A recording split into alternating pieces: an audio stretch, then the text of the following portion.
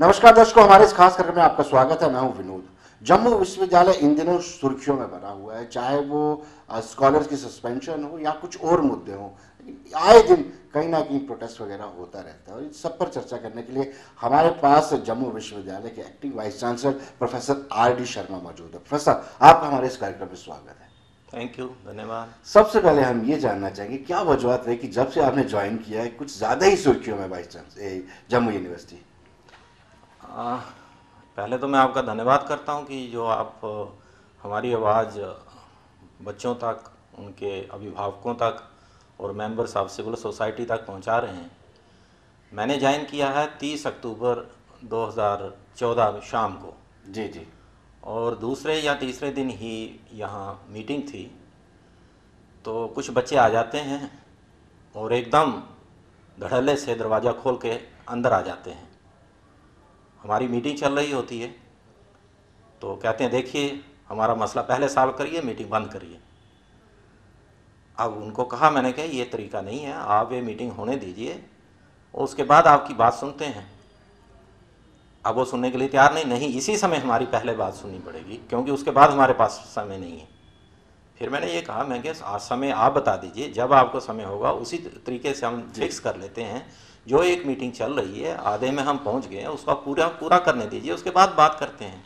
वो माने नहीं, ये हमारी पुरानी डिमांड है, कभी पूरी करते नहीं, सुनते नहीं है। तो अब इसी से अंदाज़ा लगाइए कि क्या वो मेरे आने पर ये ऐसा शुरू हो गया या पहले भी चल रहा था, मुद्दे क्या हैं ये समझना बहुत ज़रूरी होगा। इसी तरीके से जब कन्वोकेशन थी 15 दिन के बाद, तो कन्वोकेशन तो पहले लिस्टेड थी, हमको तैयारी करनी थी और मुझे ये लगा कि क्योंकि कन्वोकेशन बड़े स्केल पर होती है, डिग्री मेडल्स बच्चों को देने होते हैं, तो अच्छी तैयारी होनी चाहिए।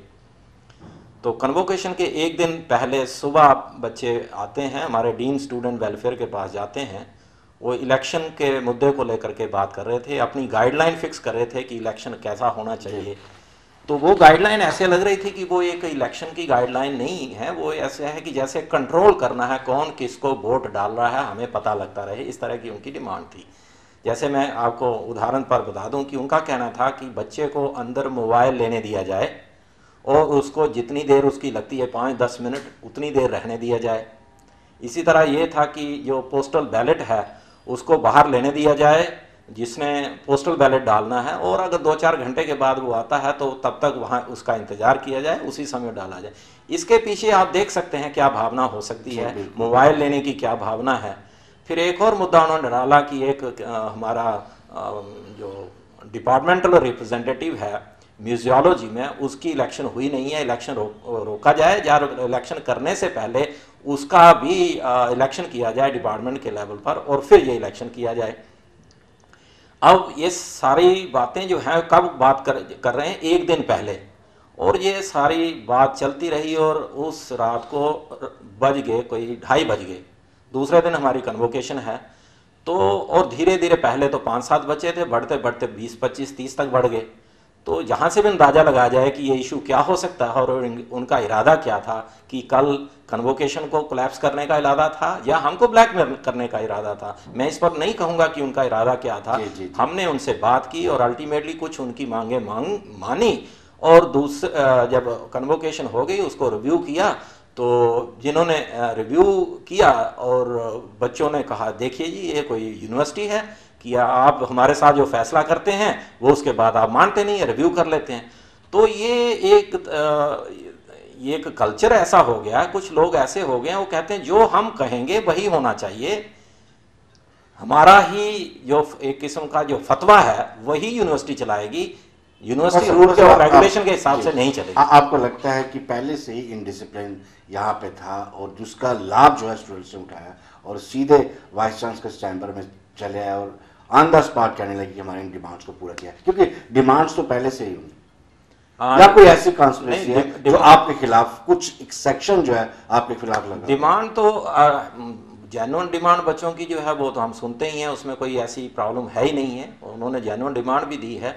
मगर हर चीज़ में ये कहना कि आर.डी. शर्मा को हटाओ तो इसे मैं नहीं कहूँगा कि उनका आर डी शर्मा के अगेंस्ट ही है, क्योंकि वो वाइस चांसलर है तो इसलिए उनको ये लगता है यूनिवर्सिटी में जो कुछ हो तो वाइस चांसलर के थ्रू ही होता है।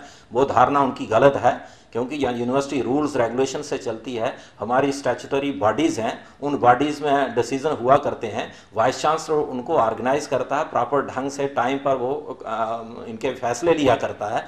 तो ये बच्चों को हो सकता है कि जो कुछ है वो आर डी शर्मा ही है यहाँ, ऐसे उनकी धारणा गलत है। और जो इनके जो इशू हैं, जैसे इन्होंने कहा कि हॉस्टल में वाईफाई नहीं है, हॉस्टल में सीपेज है, वहाँ खाना अच्छा नहीं बनता है, तो ये भी समझना पड़ेगा कि ये कब कहा। मैं जैसे ज्वाइन किया थोड़े दिनों के बाद हॉस्टलों में जाना शुरू कर दिया, हॉस्टल में जाकर के देखा कि इनकी क्या क्या प्रॉब्लम है, तो डिमांड दूसरे दिन ही शुरू कर देते हैं कि जो हम खुद ही ले रहे हैं, जिसको हम खुद ही अपना एस्टिमेट्स बना रहे हैं और प्रॉपर प्रपोजल के हिसाब से उसकी इंप्रूवमेंट की ला रहे हैं, तो जैसे हम इनिशिएट करते हैं उस समय वो डिमांड खड़ी कर देते हैं। इसी तरह मैंने विजिट किया हेल्थ सेंटर का, लाइब्रेरी का, तो सारी डिमांड जो है वो उनके साथ जुड़ी, जब हम चले जाते हैं वहाँ दूसरे दिन वो डिमांड उस तरह कर देते हैं।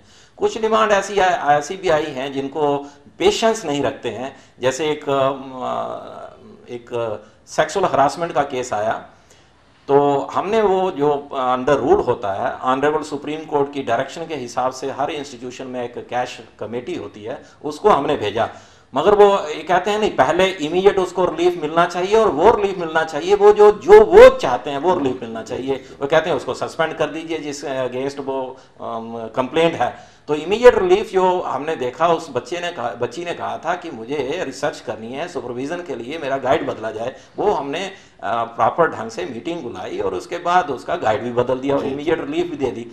तो अब वो कैश कमेटी जो देख रही है, तो they can't wait for law to operate. In fact we are the law, whatever we say that should happen, and that is their position virtually. जी जी, बड़ा साहब, अभी हमारे सामने नारेबाजी हो रही है, जो स्कॉलर की सस्पेंशन है उसके पीछे क्या है, वो लोग जानना चाहते हैं कि क्या वजूहत रही जो 3 स्कॉलर सस्पेंड किए गए। हाँ, ये बड़ा अच्छा क्वेश्चन पूछा आपने कि ये आज का ही है वर्चुअली। 2 दिन पहले हुआ क्या कि इवैल्यूएशन होती है तो कंट्रोलर ऑफिस जो है कंसर्न इवैल्यूएटर्स को, एक्सपर्ट्स को स्क्रिप्ट्स भेजते हैं। बिल्कुल। तो उस ऑफिस के हिसाब से स्क्रिप्ट्स डोगरी के गए हैं। ये एमए डोगरी डिस्टेंस एजुकेशन के स्क्रिप्ट्स थे, जो 140 के 150 के बीच होंगे। तो इसमें इवैल्यूएशन जिस एक्सपर्ट के पास गए उसको कोई प्रॉब्लम थी, उसने रिक्वेस्ट किया कि मैं सिर्फ रेगुलर ही करूंगा, डिस्टेंस के नहीं कर पाऊंगा, मेरे पास इस समय टाइम भी नहीं है और मैं बीमार हूं, मेरा दायां हाथ चल नहीं पा रहा है, तो इसलिए कोई और आप इंतजाम कर दीजिए। समहाउ कई सब्जेक्ट में हमें एक्सपर्ट कहीं और मिलते नहीं है, बाहर तो कहीं है नहीं डोगरी के एक्सपर्ट्स, तो उनको कहा गया कि आप धीरे धीरे करिए। मगर